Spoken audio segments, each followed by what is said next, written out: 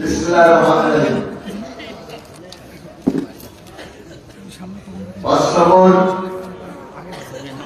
আব্দুল করিম রাবির বিরুদ্ধে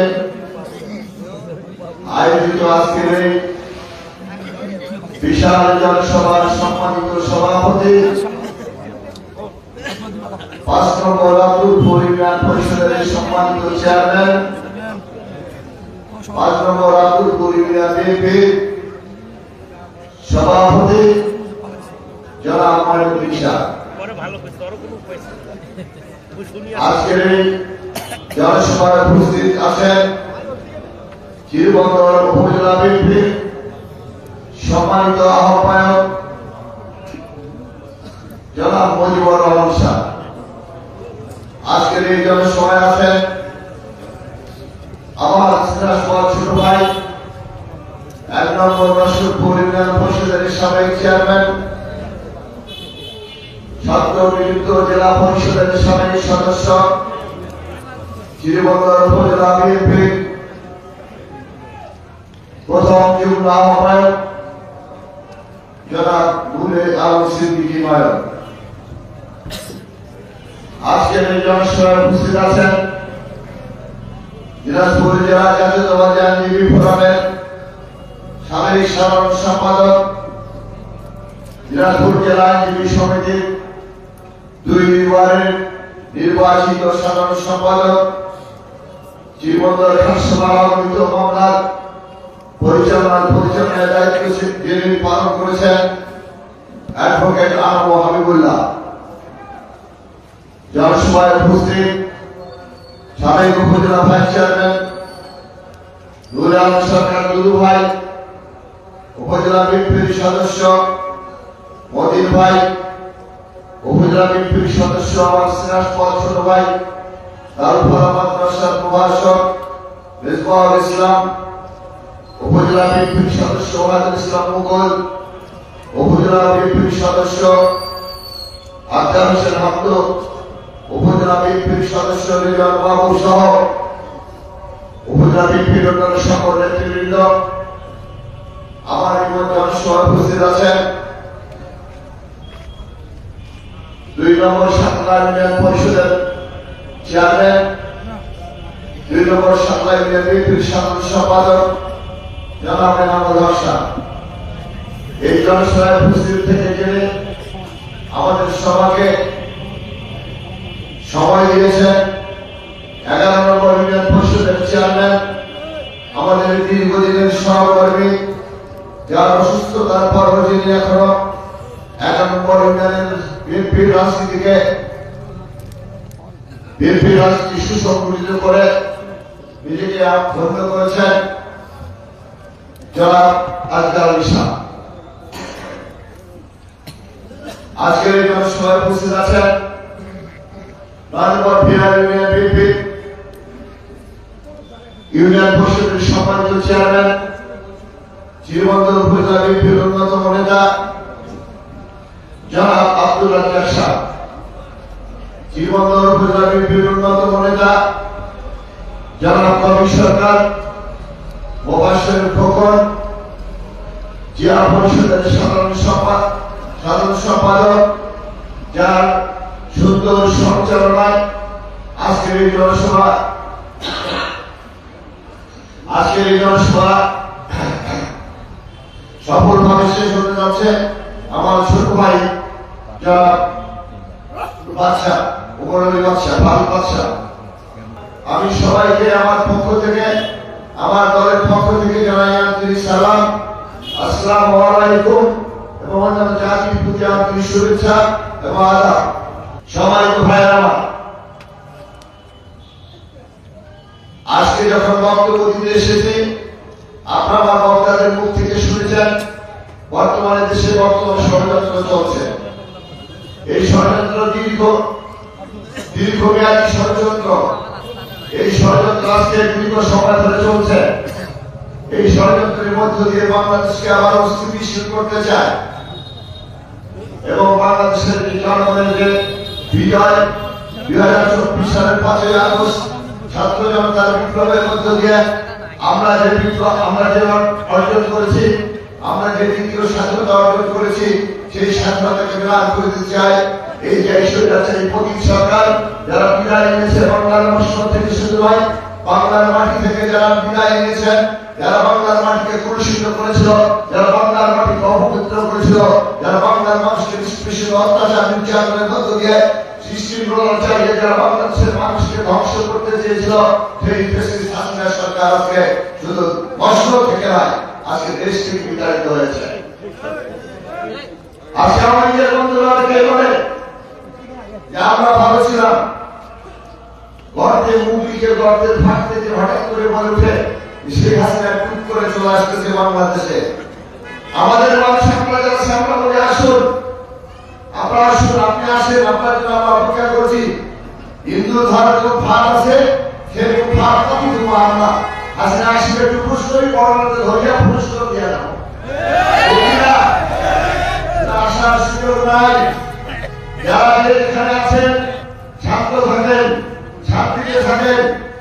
15 বছর ধরে যে অত্যাচার নির্যাতন করেছেন, 15 বছর ধরে এই জীবনবন্দর খাসবার মানুষকে যেভাবে স্পৃষ্ট করেছেন, এই 15 বছর 16 বছর ধরে এই জীবনবন্দর মানুষের জীবনবন্দর খাসবার মানুষকে যেভাবে আপনারা অত্যাচারিত করেছেন, সেই জায়গায় আমরা এখন কিছুই করি নাই, আমি শুরু করি নাই। আমাদের নেত্রী বলেছে যে ভালোবাসা প্রতিশোধ নয়, প্রতিহিংসা নয়, ভালোবাসাকে মানুষের মর্যাদা করতে হবে।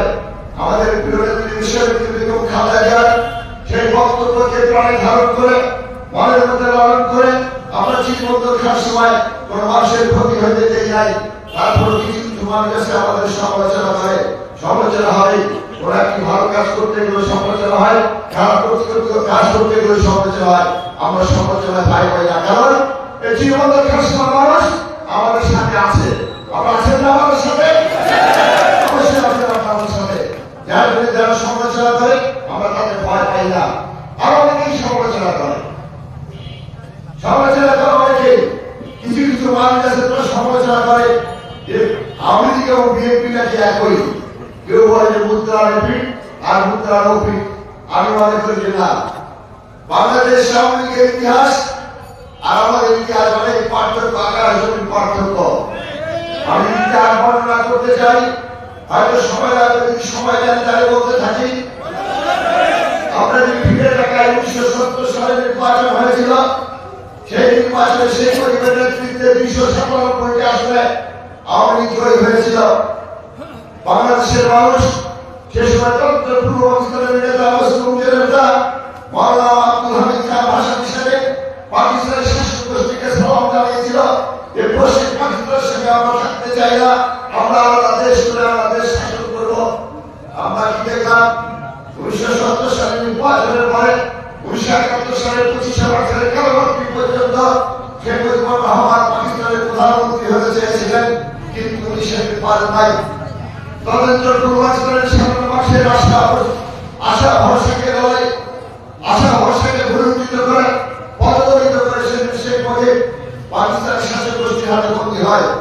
1971 সালের 25শে মার্চের কালবর্তীতে যখন পাকিস্তান সেনাবাহিনী, পাকিস্তান হানাদার বাহিনী যখন বাঙালিদের উপরে ঝাঁপিয়ে পড়ে বাঙালিদের ধ্বংস করছিল, হত্যা করছিল, ঠিক সেই মুহূর্তে শেখ মুজিব যখন পাকিস্তানের শাসক গোষ্ঠীর কারাগারে আত্মসমর্পণ করে, সেই বাংলাদেশের মানুষকে পথ দেখাবার কেউ ছিল না, সেই বাংলাদেশের মানুষকে আশা দেখাবার কেউ ছিল না। সারা দেশের মানুষ যখন বিভ্রান্ত, আওয়ামী লীগের তারা এখন দেশ করে ভারতে পালিয়ে যাচ্ছে, সবাই সবাই বলছে আর কোনো মন্দিরে ভারতে যেতে হয়। সে সময় মানুষ বাংলাদেশ থেকে অর্থাৎ পূর্বাঞ্চলে ভারতে যায় নাই। 7 কোটি মানুষ ছিল, মাত্র 50 লক্ষ লোক গিয়েছিল। 6 কোটি মানুষ ছিল পাকিস্তানে ছিল পূর্বাঞ্চলে। সুতরাং যারা পূর্বাঞ্চলে সেই সময় ছিল তারাই দেশপ্রেমী, আওয়ামী লীগ দেশপ্রেমী নয়, আওয়ামী লীগ দেশপ্রেমী নয়, আওয়ামী লীগের মানুষের দেশপ্রেমী নয়। দেশপ্রেমীকে আমাদের জিয়াউর রহমান 1971 সালের 26শে মার্চ কালুঘাট পেট্রোল কেন্দ্র দখল করে ঘোষণা দিল। যারা আমার পাশে আছেন তারা সবাই জানেন, রেডিওতে ছিল, শুনেছেন সবাই।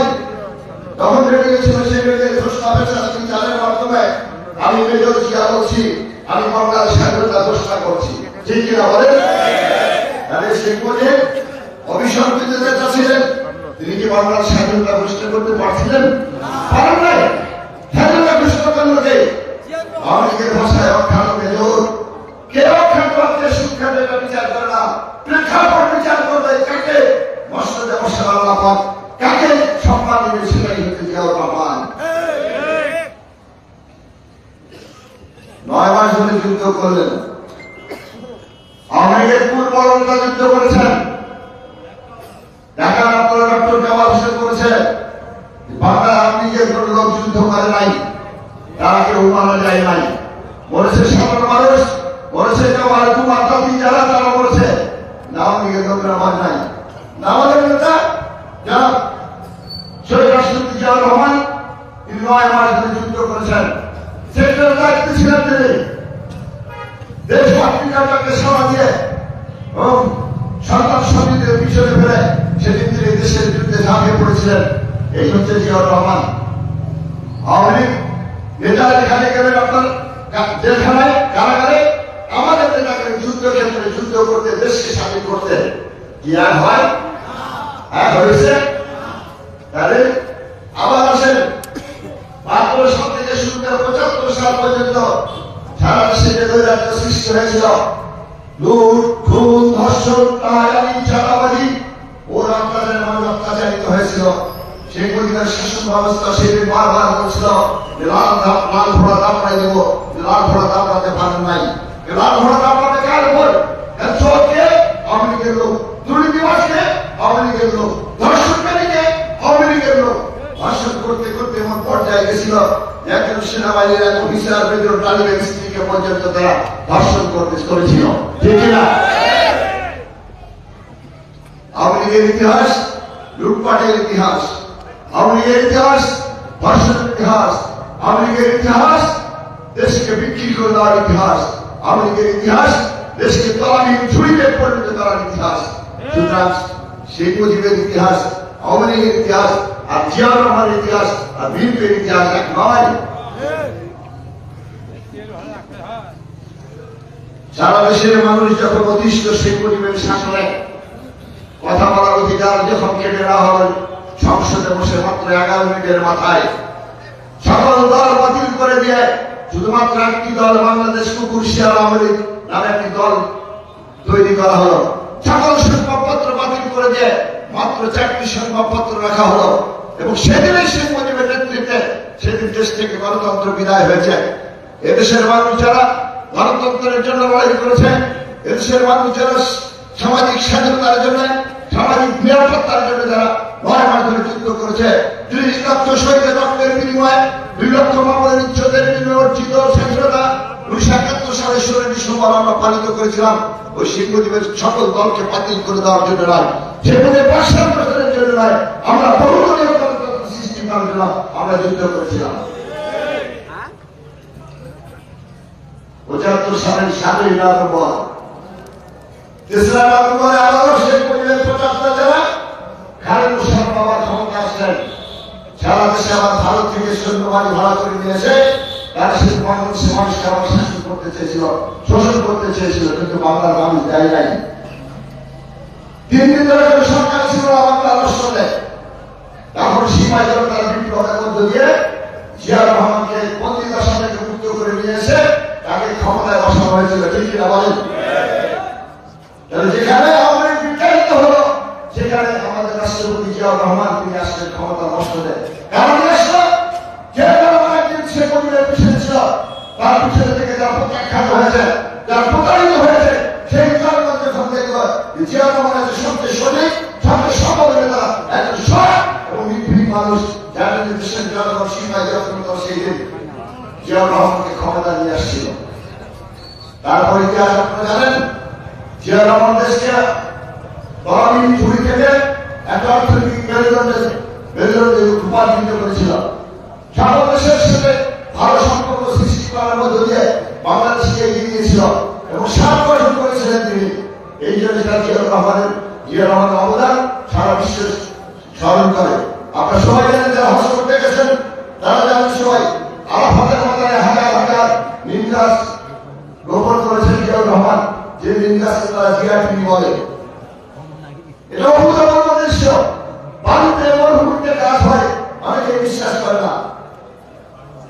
জমিতে গাছ দেখে এসে আমিও আমার ওই তিন খেলায় বালু দিয়ে ভরাট করার মধ্যে হেলমেট গাছ লাগিয়েছিলাম।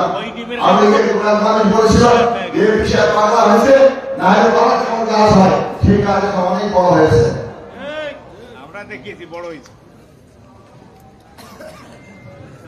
আমাদের ইতিহাস আর আওয়ামী লীগের ইতিহাস এক নয়। 1981 সালের 30 সালে আমাদের নেতা জিয়াউর রহমান যখন গেলেন চিটাগাংয়ের মাটিতে যাওয়ার পরে কিছু বিপদকারী সৈনিক জেলা মন্ত্রীর নেতৃত্বে আমাদের সেই আমাদের জিয়াউর রহমানকে সেদিন হত্যা করে, তিনি শাহাদাত বরণ করেন। তারপরে আপনারা জানেন ছাত্র সাহেব ক্ষমতা আসলেন। ছাত্র সাহেব ক্ষমতা আসার পরে তাকে ক্ষমতাটাকে সরিয়ে দিয়ে স্বৈরাচারী এরশাদ সরকার সেদিন শাসন ক্ষমতা দখল করেছিল। স্বৈরাচারী এরশাদ কথা বলার কেউ ছিল না, শেখ হাসিনা কথা বলে নাই, কিন্তু কথা বলেছিলেন কে? আমাদের নেত্রী, দেশের নেত্রী, অপরিচিত নেত্রী বেগম খালেদা জিয়া। ঠিক না বলেন? 9 বছর ধরে আন্দোলন করেছেন স্বৈরাচারী এরশাদের বিরুদ্ধে। 86 সালের নির্বাচনের আগে চট্টগ্রামে রণজিগিরি ময়দানে বক্তৃতা হলো, জনসভা হলো। সেই জনসভা সম্পদ দলের মিলে জনসভা হয়েছিল, সেখানে শেখ হাসিনা স্টেজে ছিল। শেখ হাসিনা তার বক্তৃতায় বললেন যে যারা স্বৈরাচারীর সাথে সেটা নির্বাচনে যাবে তারা জাতীয় বেঈমান হবে। ঠিক কিনা বলেন? তারা জাতীয় বেঈমান হবে। আমরা বিএনপি বেগম খালেদা জিয়া নেতৃত্বে যারা নির্বাচনে যাই নাই, কিন্তু শেখ হাসিনার নেতৃত্বে সে আওয়ামী লীগ নির্বাচনে গিয়েছিল। শেখ হাসিনা সেটি বিরোধী দল হয়েছিল। অতএব এরশাদের আপনার ক্ষমতা ছিল না কোনদিন সে সরকার গঠন করে, শুধুমাত্র শেখ হাসিনার জন্য সে এরশাদ সরকারের প্রধান হতে পেরেছিল।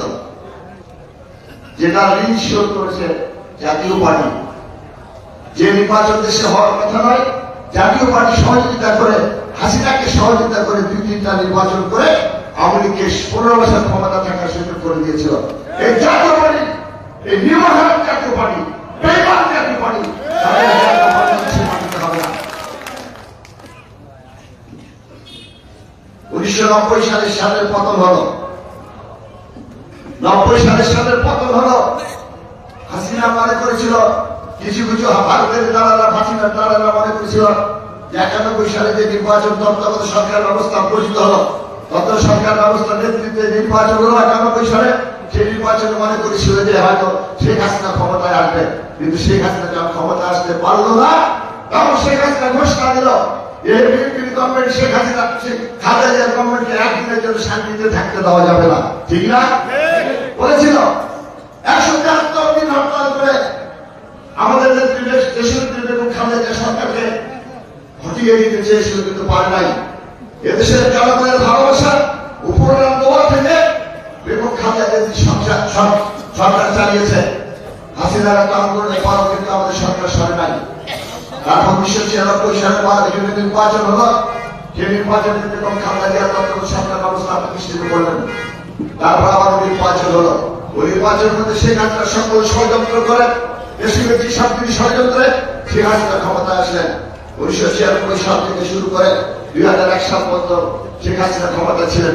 আমরা দেখেছি সেই সময় আমাদের নেতারা বিরুদ্ধে মামলা করেছে, আমাদের নেতারা ধাক্কা দিয়ে টাওয়ার ফেলে দিয়েছে, আমাদের নেতারা নাকি শেখ হাসিনার সরকারকে মারার জন্য সেটা আমাদের ষড়যন্ত্র করেছিল না। আমরা কোন ষড়যন্ত্রে বিশ্বাস করি না। বিএনপি জনগণের দল, জনগণের রাজনীতি করে, একটা ষড়যন্ত্র দিয়ে ক্ষমতা আসতে জানা। যদি ক্ষমতা আসতে চাইতো তাহলে 2008 সালে যে জরুরি আইনের সরকার হয়েছিল, সেই সরকার বেগম খালেদা জিয়াকে প্রস্তাব দিয়েছিল যে আপনি আমাদেরকে যদি ক্ষমা করে দেন তাহলে আমরা আপনাকে ক্ষমতা নিয়ে আসবো। আমাদের বেগম খালেদা জিয়া বলেছেন যে আমি ষড়যন্ত্র করে ক্ষমতা আসতে চাই না, আমি ক্ষমতা আসবো জনগণের ভোটের মধ্যে দিয়ে ক্ষমতা আসবো। সংগ্রামী ভাইরা আমার, আপনারা জানেন জরুরি আইনের সরকারের সময় কি হয়েছিল? ওই গত সরকার -2 ফর্মুলা বাস্তবায়ন করতে চেয়েছিল। ঠিক কিনা বলেন? অর্থাৎ শেখ হাসিনা এবং বেগম খালেদা জিয়াকে দেশ থেকে বিতাড়িত করে দিয়ে অন্য কোনো দল দিয়ে বাংলাদেশ শাসন করবে, কিন্তু হয় নাই। কেন হয় নাই? আপনারা কি জানেন কেন হয় নাই? হয় নাই একমাত্র আমাদের দেশের বেগম খালেদা জিয়ার বড় ভূমিকার কারণে। অনেক চেষ্টা করেছে, তাকে বিদেশে দিতে পারে নাই। শেখ হাসিনা সামান্য কানে গলার কথা বলে, চোখের ক্ষেত্রে পায়না বলে, বারবার বিদেশে কিছু চিকিৎসা করার নাম করে বাংলাদেশে চাচ্ছিল খালেদা জিয়া কতটা নিয়ে আসো, আমি আর বাংলাদেশের মাটিতে যাবো না। আমাদের নেত্রী দেশের বেগম খালেদা জিয়ার অমর ভূমিকার কারণে ছিলেন জান নাই। তিনি বলেছিলেন আমাদের প্রচারের মুখে তার বড় ছেলেকে মেরুদণ্ড ভেঙে দেওয়া হয়েছিল, তার ছোট ছেলেকে জেলখানা হয়েছে, অমরীয় কষ্ট দেওয়া হয়েছিল। তারপরও বেগম খালেদা জিয়া বলছেন যে আমি বাইরে বিদেশে যাবো না, বিদেশে আমার কোনো ঠিকানা নাই, পাতা নেংরা যমুনা আমার ঠিকানা। সেই বেগম খালেদা জিয়া দেশের বাড়ি যাবেন, বাইরে যাবেন, তখন ইনি গেলেন না, তখন শেখ হাসিনা আবার ফিরে আসলো। তখন শেখ হাসিনা আবার ফিরে আসলো, ফিরে আসছে আবার গল্প করার সুযোগ পেল। সেই হাসিনা বারবার ষড়যন্ত্র করে এদেশের ক্ষমতায় এসেছে। 2008 সালে সাবেক তাদের কিন্তু সাবেক বাইরে যোগাযোগ করে তারা ক্ষমতা আসলো। তারা ক্ষমতা আসার পর আপনারা জানেন কি অবস্থা সৃষ্টি হয়েছে। 16 বছর ধরে অপরিমিত অত্যাচার নির্যাতন সহ্য করেছি আমরা। অবশ্যই ছাত্র জনতার বিপ্লবের পদ্ধতি আমরা আবার স্বাধীন দেশে বসবাস করছি। আজকে কোনো ভয় নেই, আজকে দুশ্চিন্তা করার কোনো কারণ নেই। আপনার সাহস করে এগিয়ে আসুন, সাহস করে বের হন, সাহস করে কথা বলুন। আমাদের লোকরা অনেকেই বলে যে আওয়ামী লীগের একটি লোক যদি কথা বলে তার বিরুদ্ধে 10টি লোক কথা বলতে পারে না। হ্যাঁ, ঠিক বলছিল, কারণ 17 বছর ধরে একটা স্বৈরাচারী শাসক দেশে কেড়ে বসেছিল। তারা উন্নয়নের নামে লক্ষ লক্ষ কোটি কোটি টাকা দুর্নীতি করেছে, উন্নয়নের নামে লক্ষ লক্ষ কোটি কোটি টাকা তারা বিদেশে পাচার করেছে। বড় বড় টাকা প্রকল্প নিয়ে তারা 50,000 1 লাখ টাকা প্রকল্প, 1 কোটি টাকার প্রকল্পকে 50 কোটি টাকা রূপান্তরিত করেছিল। আর ফল আমাদের নেত্রী বেগম খালেদা জিয়া যমুনা সেতু করেছিলেন মাত্র 4,000 কোটিতে। যমুনা সেতু চেয়ে দ্বিগুণ হবে পদ্মা সেতু। এই পদ্মা সেতু 12,000 কোটি টাকা বরাদ্দ ছিল, সেই 12,000 কোটি টাকা 42,000 কোটি টাকা গিয়ে ঠেকেছে। তাহলে চিন্তা করেন কি পরিমাণ টাকা লুটপাট হয়েছে। ছোট্ট একটা উদাহরণ দিতে চাই আপনাদেরকে, অনেক দূরে যাবো না। এই জীবনদার খাসখামাতে আমি যখন এমপি ছিলাম, আমি প্রথম সংসদে দাঁড়িয়ে বক্তব্য দিয়েছিলাম যে মাননীয় স্পিকার, আমার যেখান থেকে সরকারের রাজস্ব আসে, যে রাজস্বের মাধ্যমে সরকার চলে, সরকারের সংসদ চলে, আইন বিভাগ চলে, সেই রাজস্ব বিভাগের যে একটা অফিস আছে শ্রীবন্দরে, সেটা একদিক দিয়ে কুকুর ঢুকে আরেকদিক দিয়ে বের হয়, ঠিক না? টিনের ঘর ছিল, তোমাদের ভাই ছিল ওই জায়গায় টিনের ঘর ছিল। এবং ওইটা বলার পরে পরে 2 দিন 3 দিন 7 দিনের মাথায় বরাদ্দ চলে আসলো যে ভূমি অফিস হবে। ওই যে ভূমি অফিস হয়েছে সেটা আমাদের রয়েছে, সেটা আমার শোনা আলা। দ্বিতীয় বক্তব্য ছিল আমাদের প্রিয় জনাব তারেক রহমান জীবনদর খাসখামার মাটি স্পর্শ করেছিলেন। দীর্ঘরাত্রি ধরে দীর্ঘ 15 মিনিট ছিলেন তিনি। তখন যখন খাসখামার স্কুলের প্রাঙ্গণে জনসভায় বক্তব্য করেন, সেখানখানে তার গুরু ভাই বললেন আমরা অনেক কষ্ট করেছি এই নদীতে, আমাদের অনেক সন্তান সন্ততি, আমাদের অনেক ভাই ভাবিরা এই নদীতে পড়ে মারা গেছে, এই নদীতে আমাদের খুব কষ্ট হয়। শুধু আপনি যেটা আপনি আমাদের দুঃখ কষ্ট দেখতেন, আপনি যদি এই নদীতে একটা ব্রিজ দিতেন তাহলে আমাদের জন্য ভালো হতো। উনি তার বক্তৃতায় বললেন আমি ব্রিজ দেখছিলেন কত বড় ব্রিজ জানি না, তবে আমি কথা দিয়ে যাচ্ছি আপনাদের এই ব্রিজ হবে। বিশ্বাস করে সংসদে তুললাম। মাননীয় স্পিকার, আমি আপনার দৃষ্টি আকর্ষণ করে বলতে চাই, আমার প্রিয় নেতা জনাব তারেক রহমান আমার শ্রীবন্দর খাসখামার মাটি স্পষ্ট করে কত গভীর রাত্রিতে দাঁড়িয়ে করে ঘোষণা দিয়েছিলেন ঢাকায় যদি সেতু দিবেন, সেই সেতু আমরা পাবো কিনা বলেন। তখন স্পিকার উত্তরে দিলেন অবশ্যই পাবেন, এবং কয়েকদিনের মধ্যে আমাদের সেতুর কাজ হয়ে গেল। চিন্তা করেন, মাত্র 7 কোটি টাকায় 490 মিটার ব্রিজ হলো। মাত্র 2 বছর সময় নিয়েছি, মাত্র 7 কোটি টাকায়। আর এই সরকারের আমলে আপনার জয়ন্তীর ঘাটে ব্রিজ করেছে, ব্রিজ করার পরিকল্পনা গ্রহণ করেছে 60 কোটি টাকা, কিন্তু এখন ব্রিজ সম্পন্ন হয় নাই। আমরা দেখেছি বিহারের ঘাটে ব্রিজ করেছে, ব্রিজ করার পরিকল্পনা গ্রহণ করা হয়েছে, সেখানে ব্রিজ এখন পর্যন্ত কমপ্লিট হয় নাই। 60-70 কোটি টাকা অথচ আপনার নদীতে অর্ধেক ব্রিজ, সেখানে এখন পর্যন্ত ব্রিজ হলো না। মাহমুদ সাহেব, আপনি চলে গেলেন, আপনি বড় চালাক মানুষ, আপনি আগেই জানতেন যে শেখ হাসিনার কষ্ট বলো, আপনি অনেক আগেই জানতেন যে শেখ হাসিনা আর দেশে থাকতে পারছে না। বুদ্ধিমান মানুষ তো, যার জন্য কিন্তু কাহো জানার আগতে আমার মাহমুদ আলী কি তোমার টুকরাবাদী তোর কিছু আগতে কাহো জানার নয় করে গেছে, ঠিক আছে, কাহো জানার করে গেছে।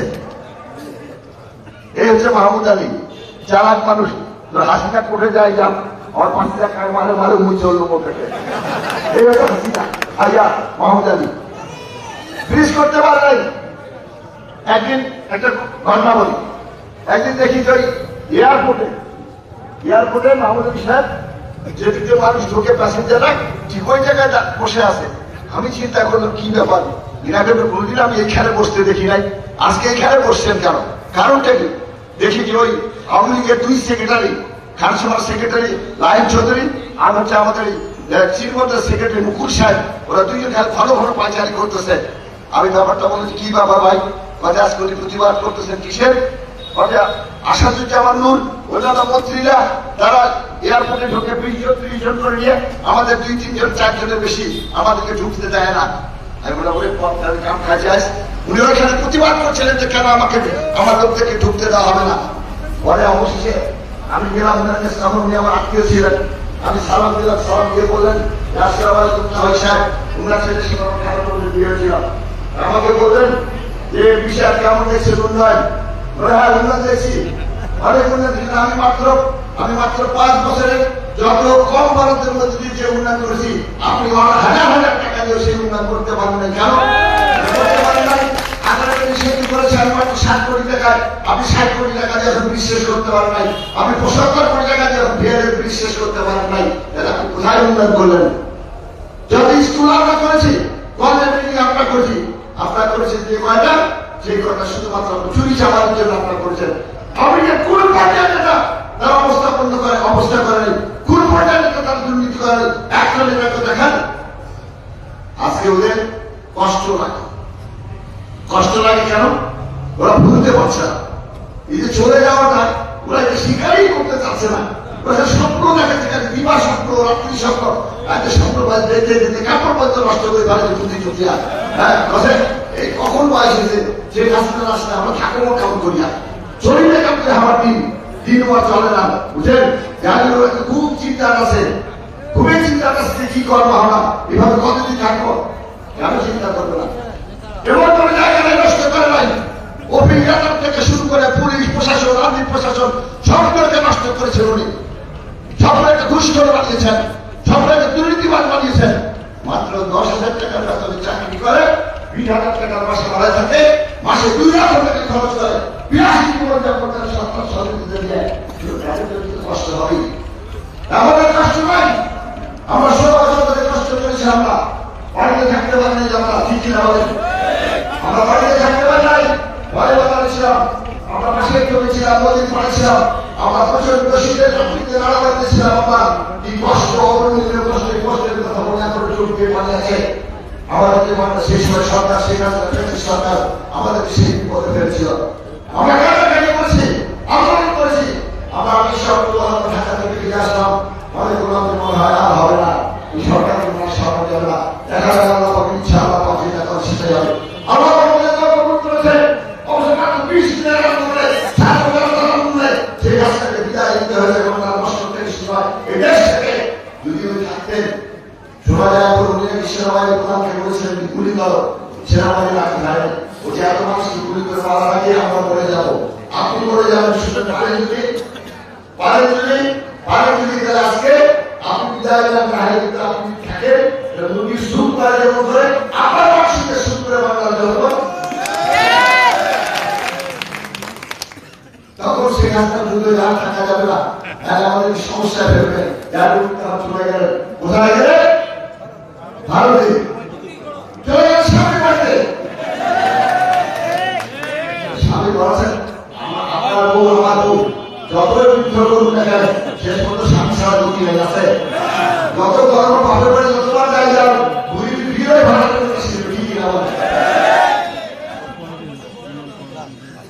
এই হচ্ছে অবস্থা। সামান্য ভাই আমার অত্যাচার সহ্য করেছি, আমরা আপনাদের প্রতিশোধ নিতে চাই না, আমরা প্রতিহিংসা বিশ্বাস করি না, প্রতিশোধে বিশ্বাস করি না। আমরা যে বন্ধু আপনাদের বলি, আপনার গর্তের মধ্যে আছেন, গর্তের মধ্যে থাকেন, না পেয়ে করে দিয়ে দম নেন, যতদিন দম নিতে পারবেন ততদিন দম নেন, আর মাথা বাইরে করে দিতে চেষ্টা করেন, আমাদেরকে শরীর আবারও আমরা ক্ষমতা নেন। এদেশের জনগণ, এদেশের ছাত্র জগৎ না করলেন এই সুযোগ আপনাদেরকে দেবে না। শেষ করার আগে আমি এখন বর্তমানে সারা দেশে যে ঘটনা ঘটছে এ ব্যাপারে আপনাদের কিছু কথা বলতে চাই। ইসকন হচ্ছে আমেরিকায় প্রতিষ্ঠিত একটা সংগঠন। এরা কিছু হিন্দু ধর্মের মানুষকে নিয়ে তারা ষড়যন্ত্র করছে, মিছিল করছে, তাদের দাবি দেওয়া নিয়ে 8 দফা দাবি দিয়েছে। আর স্কুলরা আমরা হিন্দু সম্প্রদায় ভাইদের করতে চাই, আপনাদেরকে বারবার আওয়ামী লীগ কভার করছে, আপনাদেরকে পুঁজি করে আওয়ামী লীগ নির্বাচনী বৈতরণী করা হয়েছে, আওয়ামী লীগ আপনাদেরকে কভার করে আপনাদেরকে সমান সুনাম নষ্ট করছে, আপনাদের জমিতে বাতাস করেছে। আজকে আবার একই পায়রা চলছে, কখনো রিক্সারি, কখনো শ্রমিক লীগ, কখনো পুলিশ লীগ, কখনো আনসার লীগ, এখন আবার শুরু হয়েছে ইসলাম লীগ।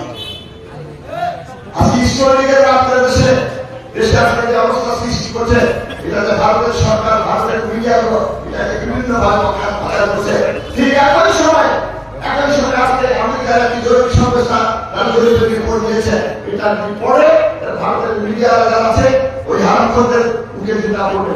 আমেরিকার রিপোর্টে বলা হয়েছে বর্তমানে বাংলাদেশের হিন্দুরা তারা সোনার চামচ দিয়ে জীবন জন্ম দিয়েছে, তারা এখানে আছে। আজ পর্যন্ত হিন্দুদের তো কোনো অত্যাচার হয় নাই, হিন্দুরা একটা বিচ্ছিন্ন ঘটনা হতে পারে, সব দেশেই হয়, আমাদের দেশেও হতে পারে। সব ধর্মের মধ্যে কিছু গোলাগার থাকে, সব ধর্মের মধ্যে কিছু দুষ্কৃতিকারী থাকে, সব ধর্মের মধ্যে কিছু বাজে লোক থাকে, তারা এটা করতেই পারে।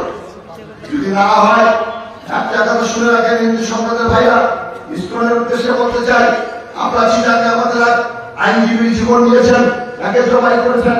ওই আমরা যদি ধৈর্যশীল না হতাম, আমরা যদি মুসলমান না হতাম, আমরা যদি ইমানদার না হতাম, তাহলে সেটা কি হতো? আমরা অন্য দেশের কথা চিন্তা করে দেখবো একটি হিন্দুত্বে মারা যেত, সেখানে আমাদের সারা সারা মুসলমানকে হত্যা করা হতো।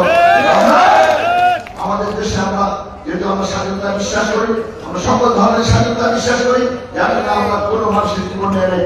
আমাদের সরকার বলেছে যে আমরা ধৈর্য ধারণ করেন, শুধু আমরা প্রতিশোধে যাবো না, আমাদের মানুষের প্রতিশোধে যাই নাই, এছাড়া আমরা তৈরি যাবে না, কেউ প্রতিশোধে যায় নাই। আন্দোলন করে আন্দোলনকে করতে পারে, বিরোধিতা করতে পারে, কিন্তু সাম্প্রতিক লাগানোর মতো অবস্থায় বাংলাদেশের মানুষ যায়নি, এখন যায়নি, এখন যাবে না, আগামীতেও যাবে না। আমরা সাম্প্রদায়িক সম্প্রীতিতে বিশ্বাস করি, বিশ্বাস যারা করেন তাদের করতে পারে, বিশ্বাস না করে যারা আমেরিকার ব্যাপার, হিন্দুদের সম্পত্তি কারা দখল করেছে, আমেরিকার ব্যাপার দখল করেছে, হিন্দুদের বাড়ি ঘর যারা দখল করেছে তারা দখল করেছে, হিন্দুদেরকে কে হত্যা করেছে, আমেরিকা হত্যা করেছে। যদি তাই না হয়, বিশ্বজিৎ তো হিন্দু ছিল না? বিশ্বজিৎ হিন্দু ছিল, বারবার চাকরি বিরোধী করছিল ছাত্রলীগের ছেলেদের ভাইরা, আমি হিন্দু ভাইরা, আমি হিন্দু, আমি জামাতি না, ওরা বিশ্বাস করে না। শেষ পর্যন্ত পরের কাপড়টা খুলে যখন দেখালো ভাই দেখেন আমি ভাই মুসলমান, আমি হিন্দু, তারপরে ছাত্রলীগের ভাইরা যদি তাকে জায়গা দেয় নেন, যখন বিশ্বজিৎ হত্যা হলো তখন ভারতের বন্ধুরা চুপ করে থাকলো, তখন কিছু বললো না। আজকে যখন আমাদের আইনজীবী হত্যা করা হলো তখন আমরা কিছু বললাম না, যে তারা কিন্তু ইতিমধ্যেই বলতেছে যে হিন্দু বাংলাদেশের হিন্দুদের উপর অত্যাচার করা হচ্ছে, বিচার করে বলতে চাই বাংলাদেশের মধ্যে একটি দেশের থাকে সারা বিশ্বে যেখানে হিন্দু মুসলিম বৌদ্ধ খ্রিস্টান সবাই আমরা একসাথে বাস করি, কারো প্রতি কারো হিংসা নেই, কারো প্রতি কারো বিদ্বেষ নেই, কারো সঙ্গে কারো শত্রুতা নেই। আমাদের দেশে আমরা নাকি সম্প্রীতিতা বিশ্বাস করি না, আমরা বিশ্বাস করি না। তাই হিন্দু ভাইদের উদ্দেশ্যে বলতে চাই, আওয়ামী লীগের ছেড়ে দেন, আওয়ামী লীগের চিন্তা ছাড়েন, আওয়ামী লীগের চিন্তা ছাড়েন, ঈশ্বরের চিন্তা ছাড়েন। বাংলাদেশের মানুষকে হওয়া চাইলে বাংলাদেশে হন, বাংলাদেশকে হয়ে আগামী দিনে আমাদের কেমন সম্প্রদায় হবে, আমরা ঐক্যবদ্ধ থেকে সেই রাস্তার বিরুদ্ধে আওয়ামী লীগের বিরুদ্ধে এই দেশটাকে নতুন জায়গায় নিয়ে নিজেকে সকল অবস্থার পরিবর্তন করে আমরা স্বাধীন বাংলাদেশ গঠন করতে চাই, যে দেশে আমাদের অধিকার থাকে, যে দেশে ভোটের অধিকার থাকে, যে দেশে মানুষের কথা বলার অধিকার থাকে, যে দেশের স্বাধীনতা সার্বত অন্য দেশের অধিকার হয় না, এমন একটা অবস্থা সৃষ্টি করে আমাদের দেশের মানুষকে দেশের অপমানের সাথে আমরা কি সুন্দর শাসন ব্যবস্থা প্রবর্তন করতে চাই। আমাদের সেই চিন্তা করছে, তারা একটি ঘটনাবশীর মধ্য দিয়ে আজকে বাংলাদেশের যে জাগরণ সৃষ্টি হয়েছে, আমরা সেই জাগরণটি বাস্তবায়ন করতে পারি। আগামীতে এই বাংলাদেশ জীবন আমাদের আদর্শের বাংলাদেশ হবে, আমাদের এই বাংলাদেশ বেগম খালেদা আদর্শের বাংলাদেশ হবে, আগামী দিনে তার আদর্শের বাংলাদেশ হবে, আগামী দিনে আদর্শের বাংলাদেশ হবে। তাই আসুন বাস্তববাদী দেশের মানুষ আপনারা যারা আছেন আরো বেশি করে তাদের মধ্যে সম্পৃক্ত হয়, আরো বেশি করে আপনাদের আওয়াজকে ঐক্যবদ্ধ করেন, আপনার আওয়াজকে আরো কঠোর সুরে আরো সামনে নিয়ে আসেন, বাংলাদেশ চিন্তাবাদ ধরিয়ে আপনার সামনে এগিয়ে আসেন, তবে আমরা শান্তিতে থাকতে পারবো। তাই ভাই আমার বক্তব্য দীর্ঘ না করে আপনার সবাই ভালো থাকুন, সুস্থ থাকুন, পরিবার পরিবারের সুখে শান্তি থাকুন। আমাকে তরবারি এই দোয়া জানিয়ে আমি বক্তব্য শেষ করছি। আল্লাহ হাফেজ। বাংলাদেশ জিন্দাবাদ, বাংলাদেশ জাতীয় দল জিন্দাবাদ, শহীদ সাগর হোক এবং খালেদা জিন্দাবাদ, তাদের রহমান জিন্দাবাদ, আমার প্রিয় শিক্ষক, আমার প্রিয় মহাসচিব মির্জা ফখরুল ইসলাম আলমগীর জিন্দাবাদ, উপজেলা বিএনপি জিন্দাবাদ, বাস্তবায়ন আব্দুল করিম বিএনপি জিন্দাবাদ, বাস্তবায়ন আব্দুল করিম মানুষ জিন্দাবাদ। আসসালামু আলাইকুম। ধন্যবাদ। আজকের অনুষ্ঠানের প্রধান অতিথি